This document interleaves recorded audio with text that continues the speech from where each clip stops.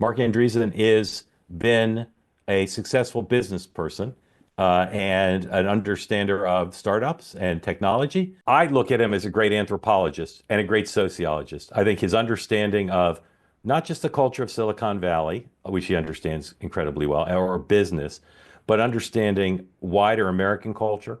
I've listened to a lot of and read a lot of the interviews he's done in the last few months, and I find them extraordinarily insightful in a way that not many people can be about what's happening in America. So I welcome in the modern day de Tocqueville, Marc Andreessen, because Wisconsin's a lot like France, right? Stranger in a strange land. If you say so. Yeah. Thank you for making time. Very, very grateful to you. And again, I've loved the interviews I've listened to you with. There you go. Oh wait, Paris. There you go. There we go. Paris, and I love the purple couch. I'm going with it. My policy is to try to ask only questions you've never been asked. That's my aspiration because it's boring for you to answer the same questions over and over again, and people have heard your answer. So each time, if you want to say never been asked it or been asked it, you feel free to do it. Otherwise, we'll just see from your tone. And again, very grateful to you for making time. If you want to get in on the conversation, please raise your hand. The press and the Democrats cast the participation in the transition and now in the government by, I'll call them your colleagues, very successful business people, many from San Francisco Bay Area, as they're there because they're power hungry or they're there because they want to help their business. They're looking to either their industry, lower regulation, less taxes, or their own personal businesses. Like Musk is there to be soft on China because he wants to do business with China. I tend to ascribe more positive motives to people. What's your sense of why they want to be there? You've done this too. You've given up time for your day job to spend time helping the Trump administration. Maybe not every motive's the same, but in general, how would you describe the motives of the people doing it? Yeah. So first, thanks. It's great to be here. Long time listener, first time caller.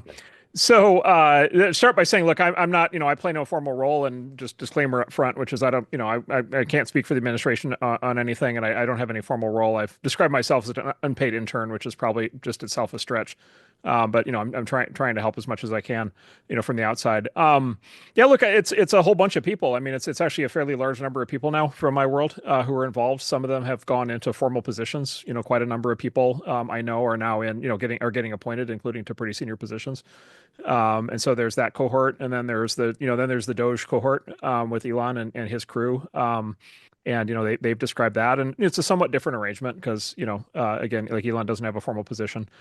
And then I would just say there are a large number of volunteers. And so there are a large number of people showing up and trying to scrub in. I think everybody's a human being. I think different people have different emphasis on what they want to do. I guess maybe the most interesting thing would just say I think things have really changed in the last decade, and especially in the last 5 years, and that's certainly true for the whole country. But it's really true for tech, and it's really true for tech's involvement in politics. And maybe the best way to put it would just be, tech and Silicon Valley operated basically in a bubble in Northern California for 50 years, being really not that relevant to the political process. And politicians only ever really having a benign view of us. I mean, when I was a kid, coming up in the 90s, Clinton and Gore and the Democrats, and by the way, Republicans at that point were super pro tech, super pro Silicon Valley. They thought all this stuff was super nifty.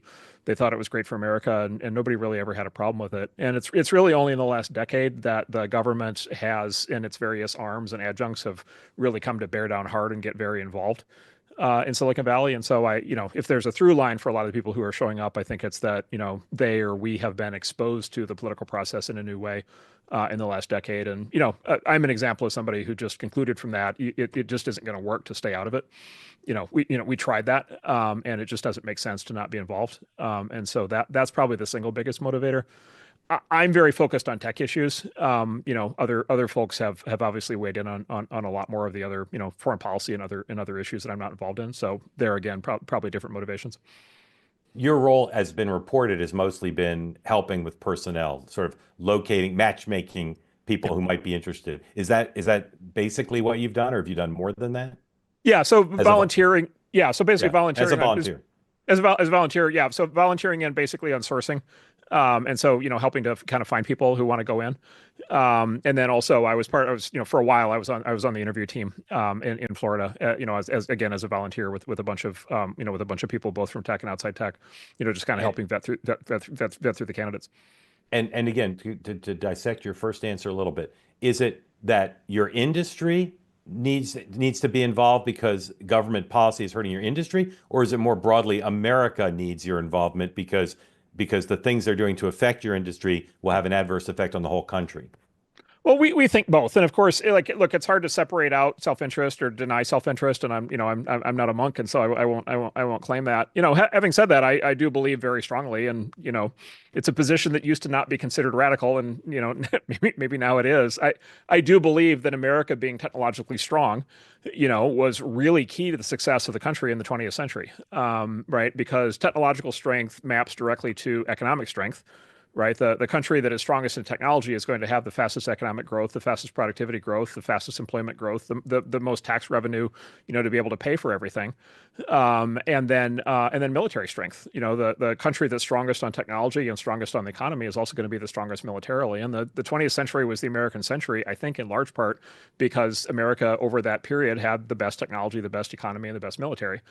And there's a peacetime version of that, which is just prosperity and safety, and then there's a wartime version of it, which is World War II and then the Cold War, where we won both of those wars. One of them a shooting war, and one of them fortunately not, but we won those. And the end of the Cold War was because Russia fundamentally, economically, technologically, militarily could not keep up.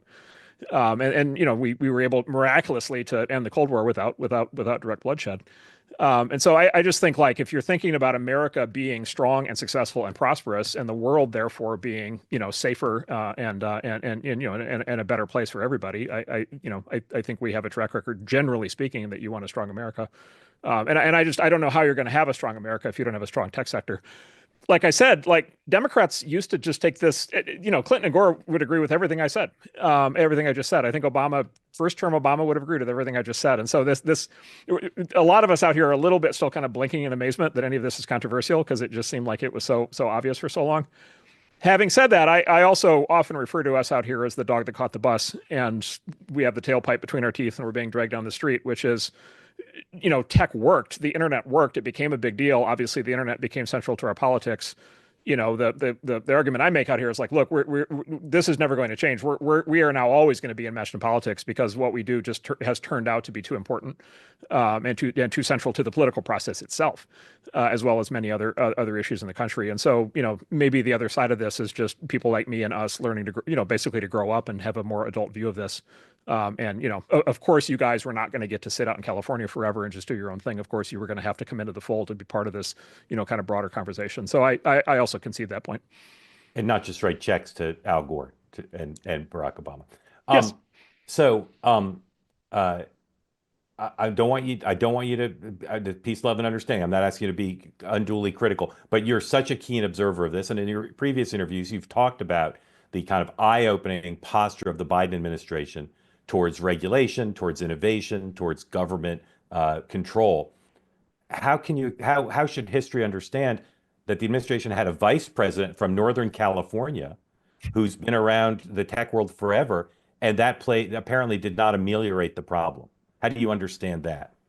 So start by saying the sort of anti-tech sentiment or animus, and by the way, there's some anti-tech sentiment on both sides, right? So it's not like there's a pure thing here. But the anti-tech animus on the Democratic side, I think in retrospect, started in 2013, around 2012, 2013. It was sort of after the Obama reelection, where, by the way, they were super positive about tech through the election, and there were magazine cover stories about how social media was wonderful because it got Obama reelected. But really, the sort of left-wing anti-tech energy started to form up 2013, 2014. We started feeling it in our companies back then. You started seeing it in the press. And then, obviously the Trump nomination election catalyzed it, and, everything blew sky high with the Cambridge Analytica scandal and everything that followed. And then there was the sort of strange first Trump term from our standpoint, which is, he was kind of in charge of the government, but also a lot of arms of the government were becoming much more radicalized against tech during that period. and kind of doing things in retrospect he probably wouldn't agree with. And then to your question, like basically the Biden administration just turned out to be just much more radical than we were expecting. And honestly, the first year and a half or 2 years, the Biden sort of term were very strange for us because just the world had gotten bizarre because of COVID and every other crazy thing that was happening. But also the Biden administration just started coming at us in a much more, I would say, direct and brutal assault, meaning like coming at our companies and coming at our industry and really trying hard to destroy entire sectors of tech and destroy entire sort of swaths of of what we consider to be kind of startup land, and really coming hard after our companies, coming after our founders. I've talked elsewhere about the debanking phenomenon started hitting really hard. We started having lots of founders and companies literally kicked out of the banking system. And so, the first like 2 years of that were disorienting because it was just so different than what we were used to. And it took us a while, our initial inclination was just keep our head down, hope it passes. And then it didn't pass. And then it was sort of, in our view, as our response to that was, we have to go get involved in that. And then, for the last 2 years, it was more of a fight, because we were actually in there kind of punching back. But frankly, it wasn't going that well. Vice President Harris.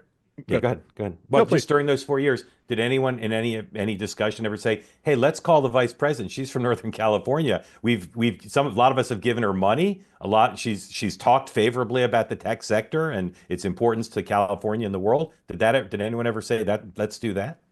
So Vice President Harris is somebody we've known for a long time. I know her. I've known her probably since 2010. My wife knows her very well. My partner Ben has had her at his house many times. His wife Felicia, my partner Ben's wife Felicia, sat next to the vice president at church for many years in San Francisco. I guess, yeah, and yes, there were some conversations and so forth. Obviously, nothing, ultimately nothing productive. I would say we do have this like fairly bizarre phenomenon where, like our politicians in California also hate us, and so as you know, Well, not all of them.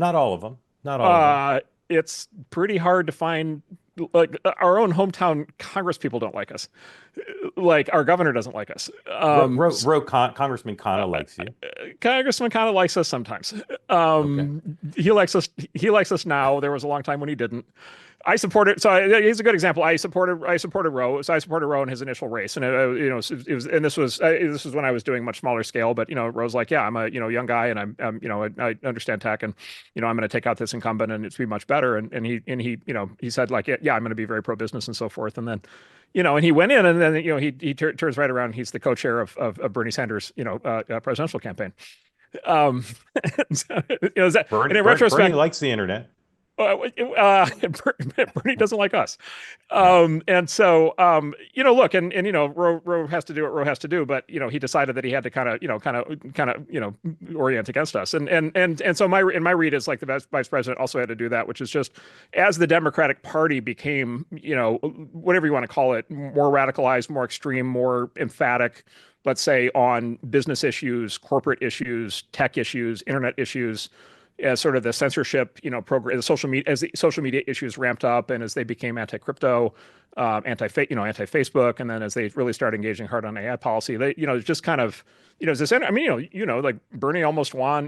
Bernie arguably won the 2016 nomination. Like that. That's a different Democratic Party than the Clinton-Gore party. Yeah. And so my view is just like the vice president and others, including, by the way, Biden himself, kind of got wrapped up in this more radicalized thing. And by the time they realized the consequences of it, it was too late. Let me ask you one more question about her. And again, I know you're not speaking for her and you're not, but you're a great reporter. And as you listed, you know a ton of people who know her really well, right?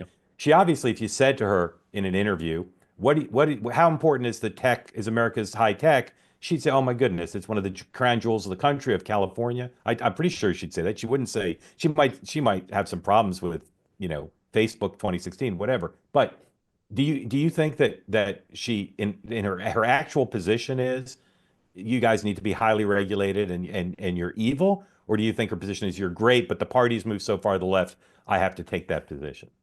Would it shock you if I said that I'm not sure she has actual positions? It would not. So your view is she just said it because that's where the party was. Yeah, well, look, she was the law and order prosecutor as the she was a hardcore law and order prosecutor as district attorney and then as attorney general. And then, she became very, pro, pro open the prisons as Yeah. vice president. So, and look, the party changed. I don't blame these people that, they had you adapt to the times, but, she changed her positions on a lot of things. By the way, she then changed her positions a lot between, famously 2019 and 2024. Yeah. I would just say, look, her administration was just very brutal. Like they just like came at us hammer and tong, trying to cause us as much damage as they could. We reached out to her during what people out here call the hot swap. So the swap in of Biden for Harris, and we reached out and we just said, look, like, we're not asking for, we're not, you can't, like, we're not asking for favors or guarantees or anything, but like, is there going to be, if there's a Harris term, is it going to be Biden term V2 and the same attitudes are going to persist? Or, you know us really well, California really well. Is there going to be an opportunity for, to kind of maybe, bring things back together again? And the response, not directly from her, but from people close to her, was we are not going to engage on policy issues until after she's elected. Would you welcome her being governor of California? It depends. Yeah. My sense is the Democrat. You've been covering this a lot. The Democrats are going through a dark night of the soul, trying to figure out what they're going to be coming out the other side of this. I haven't talked to her. I would imagine if she's going to run for governor, she has to go through a similar process, and she has to decide what the new world looks like. I would love nothing more. I mean, look, if we could have a moderate Democratic governor in California who's pro the California's the fifth largest economy in the world, right? There's two giant industries that like generate most of the tax revenue. It's tech and Hollywood. Like it would be fantastic to have a Democratic governor of California who loved one of the two big industries. We haven't had that. We certainly haven't had that under the current one. Do you see someone like that who might run? I don't know. I think it's I think it's too early. Okay. You mentioned debanking. And in my experience, there's two kinds of people who we know and in the country at large. People who know exactly what you mean by that and people who have no idea. So give an example or just explain it more vividly. And it's to people who don't know about it, when I've tried to explain to them, they're incredulous. They say, JP Morgan Chase is going to tell some successful business person they can't bank at JP Morgan Chase? Like, why would they turn down their business? So explain to people, because I'm sure the people on here, they may not even know the term. Explain just how, not just how bad it is for someone who happens to, but how insidious it is for what it says about the wider society, Mr. de Tocqueville. Yes. So as you know, banking is not an unregulated industry. It's tightly regulated by the government and by the government bureaucracies. There's at least 8 federal agencies that regulate the banks. And by the way, if you're a bank CEO, you complain about this endlessly because like who can figure out even what to do when you've got 8 regulators, but there's 8 regulators that regulate the banks. In the wake of the 2008 financial crisis, there was legislation, passed called Dodd-Frank that greatly increased the level of regulation and what I would describe as sort of intertwining of the government and the banks. By the way, part of that is that new bank creation in the U.S. went to zero after Dodd-Frank, and so you no longer have new entrants in the banking system, and then banks fail and consolidate all the time, and so the number of banks in the country is shrinking rapidly. And then you've got this concept of the too big to fail banks. The technical term is called the GSIBs, the sort of I think it's globally significant something, but banks, but they're under like very special kinds of regulation. And so they're very intertwined with the government and with the government bureaucracy and with the officials in the Treasury Department and all these other agencies. That gives the government potentially a great deal of power to use the banks as an extension of its own power, of state power. And we first saw this debanking phenomenon actually start 15 years ago under Obama with a operation, something that was literally called Operation Choke Point at the time. Which was, I think, led by the Treasury Department at the time, which was to use the banking system to essentially, I would say, influence or coerce economic activity that may not be technically illegal, but which is unwanted in the American economy. And it actually started with medical marijuana. Right. And so it was like, okay, these states are legalizing pot, but like we don't want pot to exist as a thing. So we're going to debank all the medical marijuana dispensaries, force them to operate in cash. It then extended to prostitution, right? Which sounds like it's a good idea to like not have prostitution be something that runs through the banks. Of course, the problem is you're then forcing prostitutes to operate entirely in cash, which has other consequences. It then went to gun dealers, right? And so people in the government who did not, let's say were not enthusiastically pro Second Amendment started to advocate for and implement the debanking of gun dealers. And so it basically started to run. And actually, and there was a scandal about this in Washington in the, I don't know, 13, 14, 15 period where people kind of figured it out and there was kind of a blow up and some of that stopped. And then basically that program reactivated under what we call Operation Choke Point 2.0, which was the same thing. And it reactivated hard basically after started in Trump's term in some of the bureaucracies, but it really, came in hard in the Biden-Harris administration. And it became extremely focused specifically on crypto. And so for the last 5 years, anybody who's associated with crypto, anybody who has crypto in their job title, anybody who runs a crypto company is just like their odds of being able to get a bank account are very low. It also applies to companies. And so we have on the order of 30 companies that got debanked, right? And debanked means you don't get a bank account, right? When you say we've got 30 companies, do you mean 30 companies you invest in? Yeah, 30 portfolio companies at our venture firm. And so I'll just give you the experience of what it means to be debanked. So what it means to be debanked is you get a letter from your bank saying, we now decline to be your bank. You have to close your account by the end of the month. You then ask them why you're being debanked, and they respond, we can't tell you. There is a law called the Bank Secrecy Act that prevents us from telling you. Good day, sir. Right. And then what happens is it like Willy Wonka where they say, I said good day? Yes. Do not let the door hit you on the butt. Let me just stop you on that portion. So these are companies with a fair number of assets, right? These are not people with $1,000 checking accounts. They have relationships with their private bankers in these large banks. Their lawyers sometimes are dealing with stuff. Just on an interpersonal basis, it just seems strange. Say you must close your account. Like, did people in your portfolio companies, did they appeal? Did you call Jamie Dimon and say, Jamie, stop debanking us? Yes. Oh, yes. We had this conversation many times, including with CEOs. What did the CEOs say? My hands are tied. The government's making me. They said under the Bank Secrecy Act, we can't tell you why we're doing what we're doing. And did anybody go to court over it?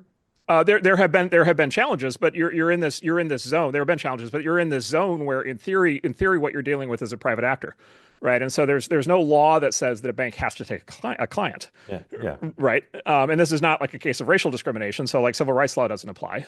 So the bank is acting as a private entity, except of course is the bank acting as a private entity because what is happening, right? But you can't necessarily prove is that it's pressure from the government. So they say you must close down your account, so you take your money, and then you start dialing around, and you start going down to banks you've never heard of, right? Yes, and you find out that you can't get accounts at those banks either. Right. And so and then you're in real trouble. And by the way, debanking is kind of the shorthand, but it's like bank accounts and then its ability to transact credit card transactions. You can get kicked out of the credit. There's an analogous thing that happens in the credit card system. There's credit card blacklists where you get kicked out. You can't have a business that processes credit cards or debit cards. There's also, you can get blocked out of being able to get home insurance. You can get blocked out of being able to get car insurance. You can get blocked out of being able to get mortgages. And so so what it is it's the domestic equivalent of the foreign sanctions regime that we use on hostile regimes like Iran and North Korea. Except it's not a formal action by the U.S. government. It's an implicit activity that's happening through some combination of federal pressure and bank voluntary choice, deliberately obscured behind the cloak of this Bank Secrecy Act. Let me just continue though. Who's getting debanked? Please do. It's the crypto companies. It's what we call the fintech companies. So it's the financial services startups that are not themselves crypto companies, but they they want to offer new kinds of financial services, and so there's a similar kind of pressure there. And then there's something like extremely dangerous and damaging, which is, of course, political debanking. And this has become a hot topic, recently, because you probably saw, the president was on this video thing into Davos, and the CEO of Bank of America, and Trump said on the call, he said, by the way, you're debanking conservatives. You need to stop doing that. The Bank of America put out a statement saying we would never debank a conservative. I've heard the same thing from other bank CEOs. If you talk to people who were in the first Trump administration, a very common story that you hear is that officials from the first Trump administration got debanked after 2021. They just got flat out blitzed out. A number of them actually ended up at a very small bank where they all hope that nobody points out who the bank is because it's like the last bank in America that they can get banked at. Yep. And then the kicker to the whole thing was, I'll just give you the two kickers we discovered in the last few weeks. So one is Melania Trump published her book, and she doesn't talk in public much. But she says in the book that she and Barron both got debanked after Trump left office. right? And so like, I guess it's possible that like Melania and 16-year-old Barron were like, involved in some global crime conspiracy. I don't think that's actually the case. I think they were just happened to be family members. And then the other thing that just came out this week that actually shocked me, which is there's a guy named Roloff Botha, who is the head of one of the top Silicon Valley venture capital firms, one of our peer firms called Sequoia. And this guy is a pillar of the, American, he's a great, immigrant success story, incredibly successful entrepreneur, and then head of Sequoia, incredibly successful guy, blue chip in every possible respect. And he just gave an interview like literally 3 days ago where he said, oh, by the way, he said he got debanked in 2019 for reasons that were never explained to him, by the way, Yeah. by Bank of America. Yeah. And so this thing has been ripping for years. There's like, and this accompanies this like intense assault by these same government agencies trying to, come after these industries like crypto and fintech. And so obviously what's happening here is an intertwining of state power and private entities, like it's illegal for the government. It's illegal for the government. It's unconstitutional for the government to take something that it itself cannot do and then to, coerce or require or strong arm a private entity into doing that thing. And of course, that's exactly what's been happening here. So the bureaucracies in the government built a financial Death Star to be aimed at their domestic enemies, and it ran unchallenged basically until this handover. And then maybe where we are today is both the House and the Senate. With the turnover of everything, there are hearings coming up where this is going to be fully kind of undressed in Congress. Yeah. And so we'll see what happens. People get debanked who are indicted, never convicted, but just indicted. That happens to individuals. What happened to your 30 portfolio companies that were debanked? Did they wilt? Did any of them go out of business because they were debanked? Oh yeah. Some of them die. Some of them just can't operate, right? So they're just done, and the founders, close it down and go do something else. Some of them pivot, as we say, which is, they change their business plan to try to come up with something that will evade the Death Star. Some of them go figure out some plan B. They figure out a way to operate internationally, for example. So they could have some international bank that does it. Others, figure out some maneuver. Right. There were small, part of what happened during the SVB crisis. For a while, there were some sort of banks that were refusing basically the pressure from the government, and with names like Silvergate and I forget the name of the other one, but so they were banking these companies, and then those banks went down during the when Silicon Valley Bank went down, and there's like at least lots of smoke that those banks got targeted by the feds because they weren't cooperating with the debanking regime. So this story is interesting. It's important, and it represents, as you've suggested correctly, a huge abuse of government power. Do you remember reading a lot of stories about this in the New York Times and the Wall Street Journal? No.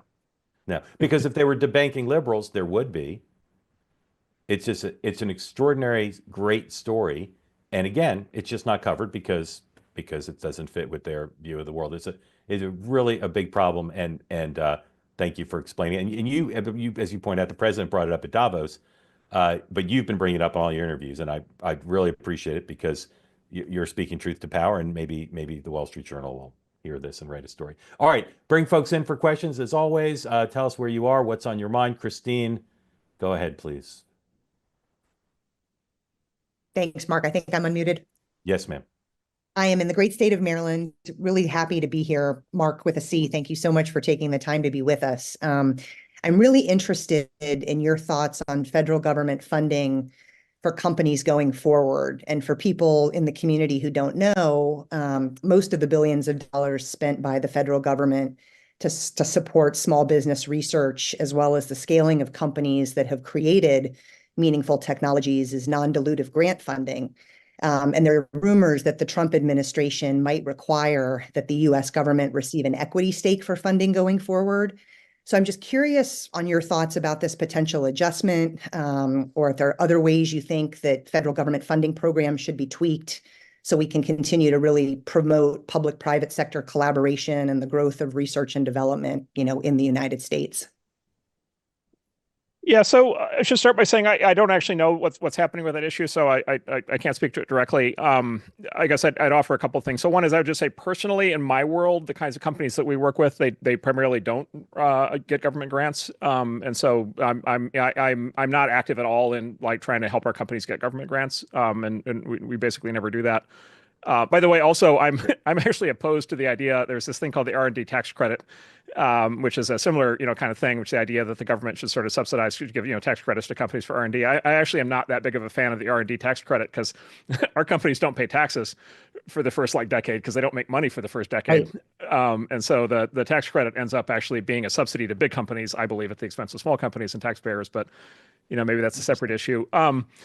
What I will say is, I think in my world, the thing that really matters is obviously upstream science funding, and so not funding to our companies, but upstream into the university system, into the scientific complex, scientific research. And at least, for most of my career, it was kind of generally understood that, of course, you want to have a separation between, call it like research, which is what the universities do, and maybe the national labs, which is like long lead scientific development with unclear, potential application. And then you want to have a development side, which is more the private sector, which is venture capital and startups.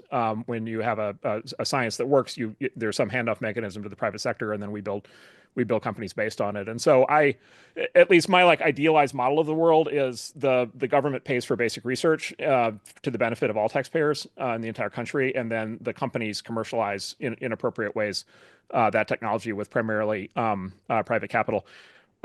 Having said all that, I'd add one more maybe thing that makes it more complex, which is, as I'm sure you're aware, many other countries outside the U.S. and actually outside of Western Europe now have these so-called sovereign wealth funds, and so they have these large pools of capital that have the ability to make equity investments, and in some cases very large scale equity investments. And those sovereign pools have become very large investors.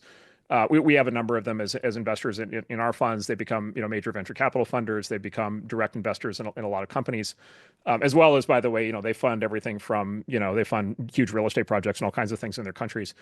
And in those countries, the government actually can be an equity participant in capitalist activity happening in their country. And we just, to your question, we just in the U.S. don't have a tradition of that. We haven't had a mechanism for that. And so hypothetically, you could imagine an American sovereign wealth fund that takes equity stakes, and maybe the kind of thing you're talking about is how that starts. But I don't know if that's what's happening. Do you think that would be beneficial for companies looking to? It's good news, bad news. Countries have interests, and so they if they can fund things by giving loans but not making equity investments, maybe they should be able to make equity investments. And then, to the extent it increases funding into desirable areas, I think that would be good. The question always is, do you then corrupt the investment process with the political process? And, does it end up being, used as a instrument of political influence?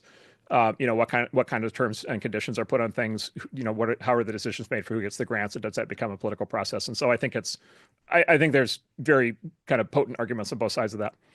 Awesome. Christine, so thank you. Appreciate it. All right, David Burrell, our polling partner here and WIC in Georgia. David, welcome in.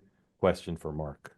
Thank you, Marc. I think I have two questions that's hopefully interesting to the whole two-way community here.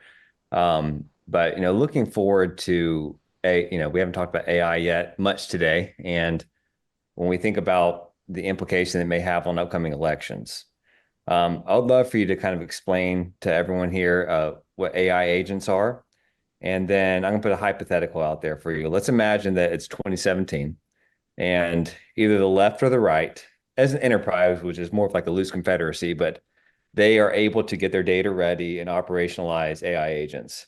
What type of impact would that have? Or what type of competitive advantage would that have for one side or the other if they were able to do that? And, I mean, obviously, who knows what will happen in the elections, but can you just kind of talk to, how big of an advantage that'll be if someone operationalizes these AI agents for the elections? Yeah, so I would say, this is the AI is real, and that's happening. The agent part of it is not yet really happening, and so it's more of a hypothetical question. Marc, explain what those are, please. Yeah, so AI, AI has been in the news a lot. So obviously AI is ChatGPT and systems like that. And then there's this new generation of AI that are called reasoners, and this is the DeepSeek thing that's been in the news for the last 2 weeks. And so reasoners are like this. So ChatGPT is what's called a large language model. It has this marvelous property where it talks to you in English, answers your questions, and then it has this incredible ability to both be creative. So it can like compose new Shakespearean sonnets, but it also has the disconcerting property that if it doesn't know the answer to something, it makes it up. And so we have kind of creative computers for the first time. And then the big advance in the last few months, starting with something out of OpenAI called O1, and then something out of DeepSeek called R1. These are what are called reasoners. And so this is the next stage of AI, which is AIs that actually reason, meaning AIs that actually solve problems in a step-by-step way such that you can trust the solution. And AIs are starting to be able to reason very well in sort of AIs reason well in domains in which there's a verifiably correct answer, and so that includes code and math, which is the thing that's happening right now. But you could also think about areas of science like physics, biology, chemistry, where you have AIs reasoning and designing new drug compounds and so forth, and then also law and medicine. So professional fields in which you could have a world-class expert who could say, yeah, that's the correct answer, to a diagnostic question. Then the AI gets really good at diagnosing that disease.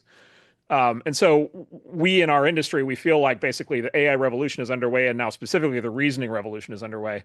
And people at home watching this, if you get a professional subscription, which is pretty cheap to OpenAI, and you use their O1 model, or you go online and use the DeepSeek R1 model, you can actually experiment with this today, and you can talk to reasoning AI and have it solve problems for you. And so in our world, this is like a giant earthquake. This is tremendously exciting. We're investing very aggressively behind all this. We think that the consequences of this are going to be, profound. And by the way, on net, at least extremely positive. And so it's all very exciting. Having said that, these systems are sort of Q&A systems today, right? So it's like chatbots. You ask a question, it answers the question. If you don't ask another question, it doesn't do anything. It just sits there and waits for somebody else to ask it a question. The idea of agents is basically take that AI idea and basically create sort of bots, right? Create like software, basically robots that are powered by AI that you then give a goal to, and then they go out and they try to accomplish the goal. And the goal might be go research a project for me, or go write code for me, right? Or by the way, go run a small business for me, right? Or anything that you might want to, anything you might want to have an employee do, or hire a company to do. In theory, you'll have an AI agent that will go out and do that. There's a lot of very smart technologists working on this. We'll see what happens. AI in the political process, the concern I think most people have is there is basically propaganda. Sort of AI as a form of sort of weaponized propaganda. And there's the video version of that, which is deep fakes. And then there's the text version of that, which is social media posts. And if you get into some big pitched argument on X over some political topic, and a lot of people end up following it, and it influences their vote, and you were debating with an AI the whole time, is that proper or improper? I think the concern is real. I think we went through a version of that concern, obviously, with social media and the Cambridge Analytica, kind of scandal in the 2016, 2017 period, where a lot of people became convinced that a version of that had actually happened with kind of these Russian troll farms doing like fake social media content and tilting the American election. I can tell you, I've seen tremendous amounts of information on that, and and have had a lot of exposure to that. Good news, bad news, depending on where you sit. Like that didn't happen, and so the Cambridge Analytica thing was like extremely overblown, and almost entirely, as it turns out, fake in retrospect. It didn't actually happen. But look, there are people are concerned that actually something like that could actually happen now with AI bots running around. And I think that's going to be part of the AI discussion that's going to happen, in the next 5 or 10 years, because it's like, even if you're concerned about that, what exactly are you willing to do about it? What levels of restrictions are you really willing to put on it? Like what laws would ever be passed to be able to deal with that? And so it's something that we'll all, I think, have to be discussing and trying to figure out. Have you talked about the Cambridge? Just let me clarify, David, quick. Have you talked about the Cambridge Analytica thing in public before? Not really. I mean, I sort of answer it kind of the way I just answered it, but not in detail. But can you paragraph on what was fake about the narrative? Yeah, so what was real, there was a real, it's with a lot of these things, right? What was real, there was a very small kernel of truth. And the kernel of truth was that there was this thing in Russia called the Internet Research Agency, which was basically a troll farm. And that existed, and it was owned by one of the oligarchs, and they did various rogue, guerrilla marketing things and whatever for companies. And then they did some stuff for the Russian, they did like propaganda stuff for the Russian government in various countries. And they basically had a very, in retrospect, what we now know is a very small scale operation to basically, I would describe it as sort of screw around in the 2016 election. And so they bought like $150,000 worth of ads on Facebook, 150,000, right? Not million, but thousand. And then they had a little operation with a bunch of rogue troll bots that were kind of running around, kind of talking to people on Facebook. So there was like this tiny little kernel of truth to it. And then there was this other thing. There was this operation called Cambridge Analytica in the UK, which was unrelated, but it was basically this entity that was set up around this weird company in the UK that started out as like some sort of like a PMC. But basically the idea was it's like I don't know, like a highly professionalized version of a software powered troll farm. And then the theory was they had developed this like breakthrough way to basically do like mind control advertising through doing what's called Big Five personality profiling and psychometrics.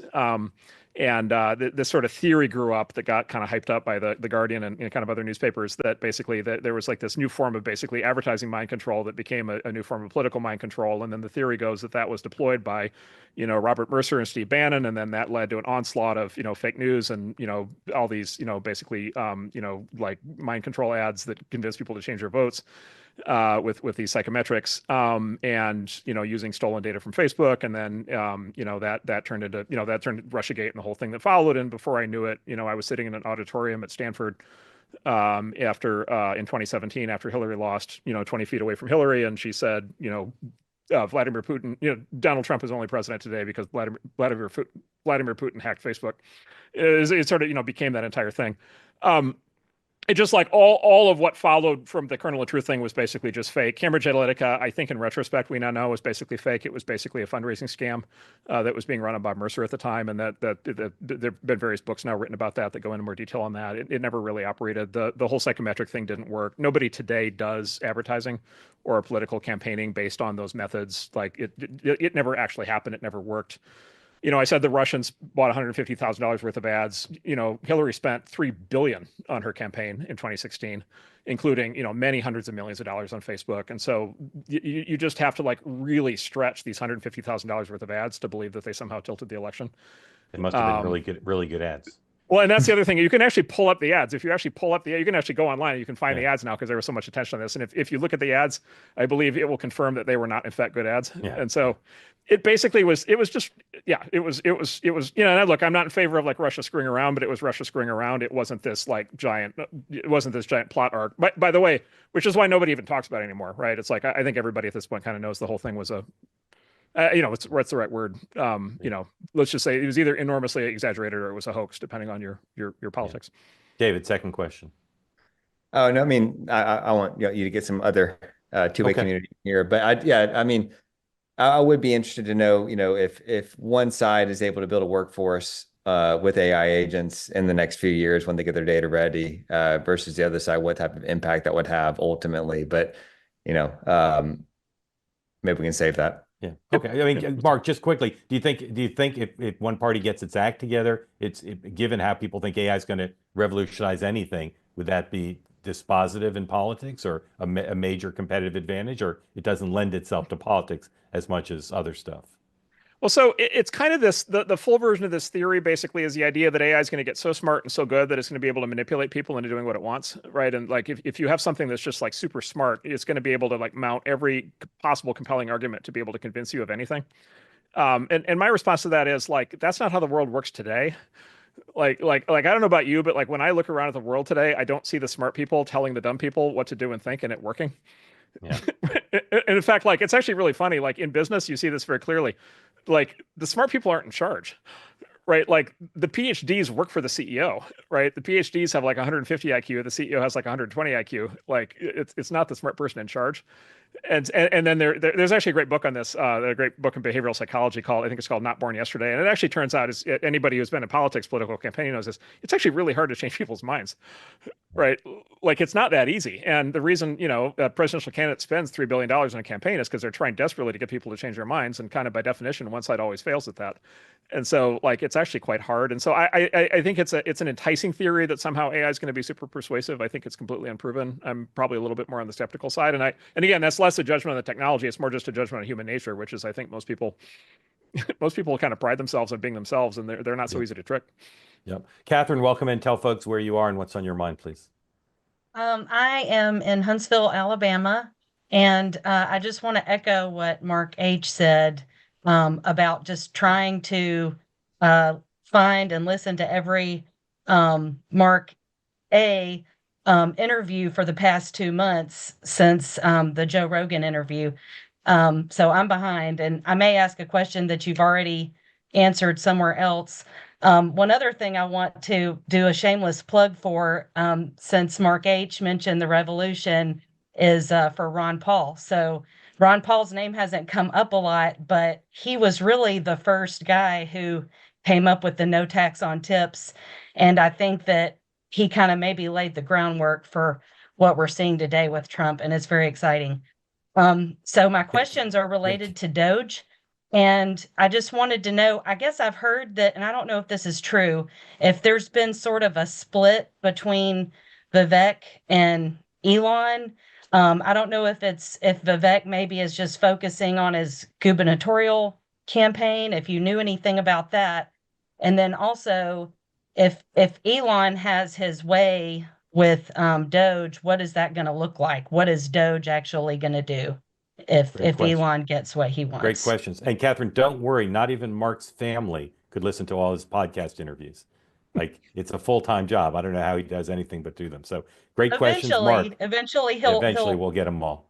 Yeah. Mark, there's a kind of a personality question and then a substance question for you.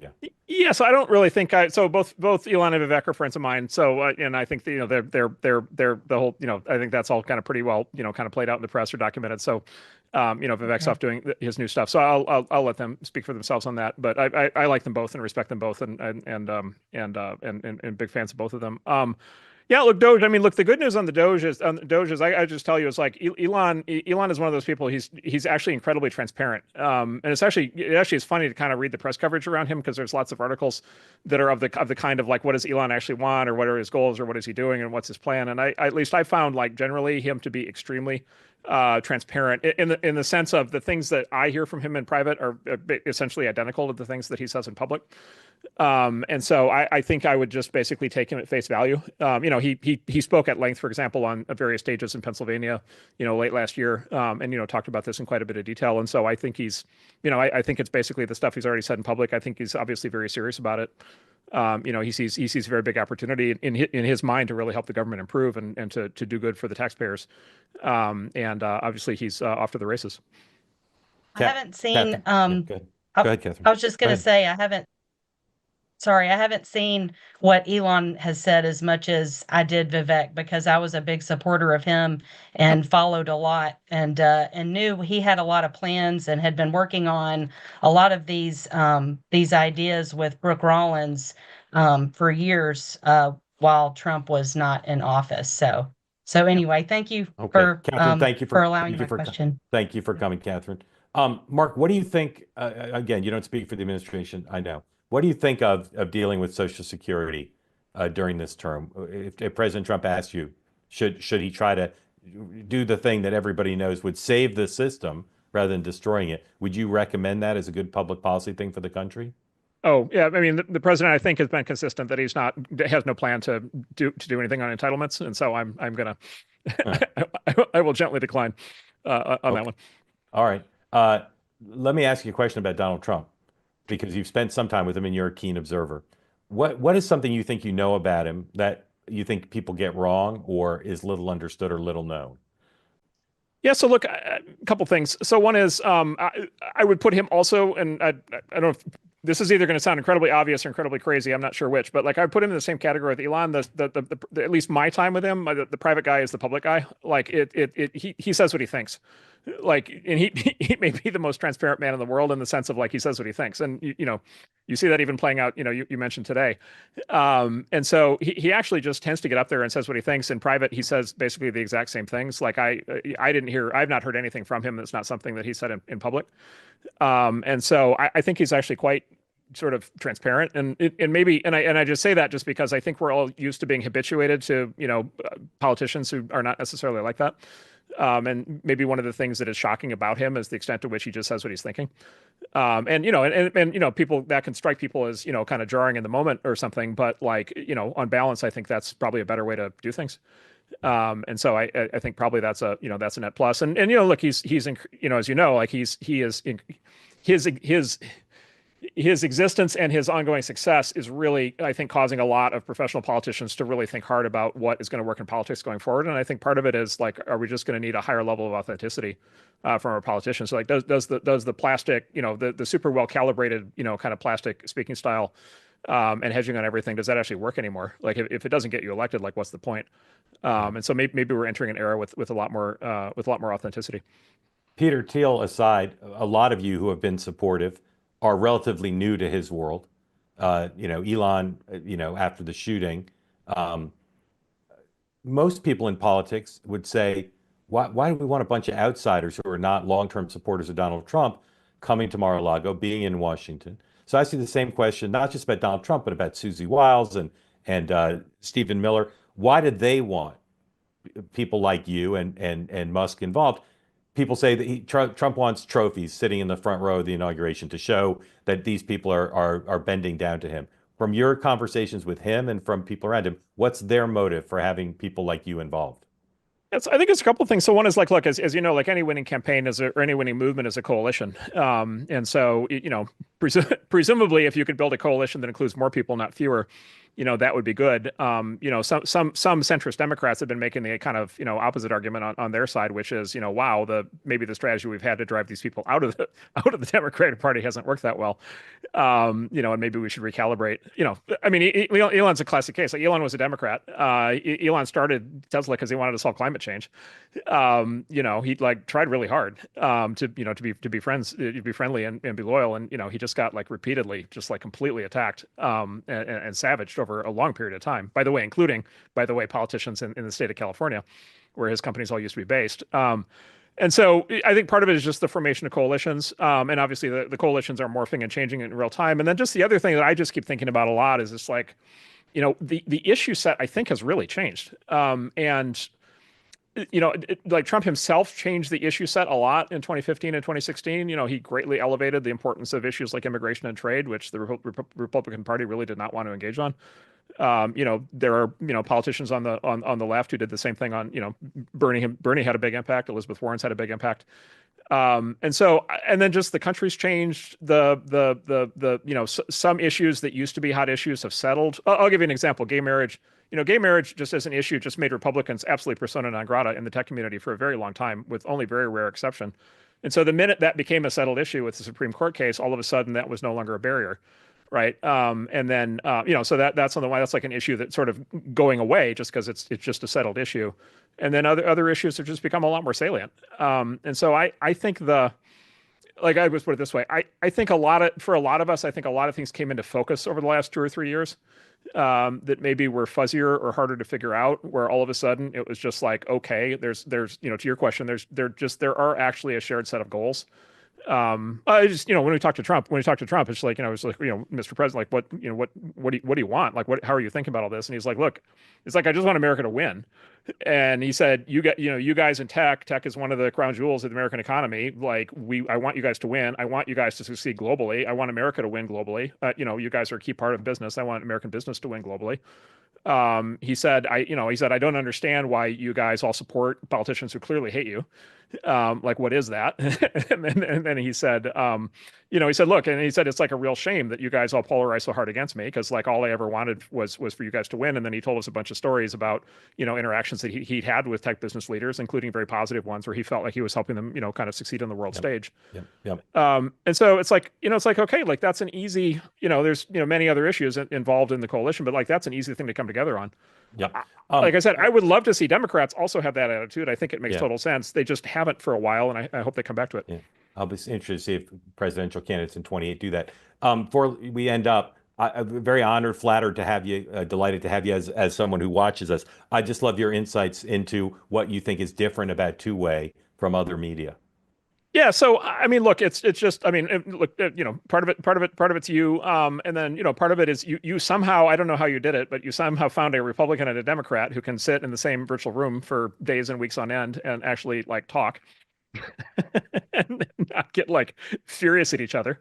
Yes. They've come to and like each other more over time rather than less. which is amazing, right? Yeah. And so that's really remarkable. And at least I find them both to be very fair-minded, and you know, generally very, you know, they're willing, you know, they're willing to kind of, you know, call it as they see it. They don't feel like they just have to reflect tribal loyalties, and so it feels like an oasis of, you know, of an oasis of actual discussion. I mean, you know, I'm going to flatter myself here for a moment. Like my day job is trying to evaluate these startups and trying to figure out which ones are going to succeed, and it doesn't do me any good in my day job to lie to myself, right, or convince myself that like, you know, it's just like I have to actually get to the truth to actually know what's going on. And at least I'll flatter myself by saying I think that's what I'm trying to do when I like read the news. And it's just like, boy, it is, you know, as you alluded to earlier, it's become harder and harder to find places where it's not just a full-on one-way blast, you know, every day. And you've created an oasis. Thank you for that. We're very grateful to you for making the hour. We didn't take 3 hours like Rogan, so you owe us 2 more, but we'll space them out over time so you don't get winded. Very grateful to you. And I say again with honesty, if you haven't listened to Marc's other interviews on a range of topics, I recommend him to you because he just has an understanding of some of the big trends. And particularly, I didn't bring it up because you've talked at length about it, but your understanding of what young people have done, not just to workplaces where you work, but workplaces around the country and our universities. It's one of the most profound stories of the last 50 years, I think, truly. And your understanding of it and the way you explain it is just fantastic. And although it's horrifying what's happened, it's a little bit comforting to have your keen explanation of it. So thank you for that. Thank you for making time, and you're welcome back anytime you want to be with us.